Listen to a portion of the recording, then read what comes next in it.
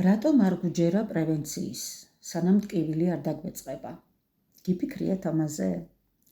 რატომ ვიწყებთ საკუთარ ჯანმრთელობაზე ზრუნვას მხოლოდ მაშინ, როცა უკვე პრობლემა გვაწუხებს?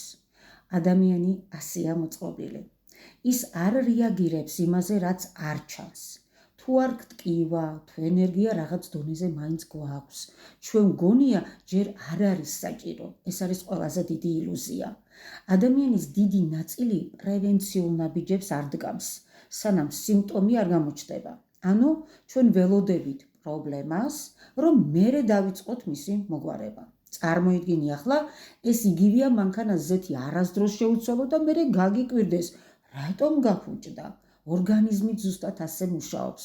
ყოველდღე ხარჯავს რესურსებს, ყოველდღე ებრძვის სტრესს, ყოველდღე საჭიროებს მხარდაჭერას და როცა ამას არ ბაძლებთ, ის უბრალოდ ჩუმად მოქმედებს, სანამ საბოლოოდ ტკივილით არ გამოაჩენს თავს.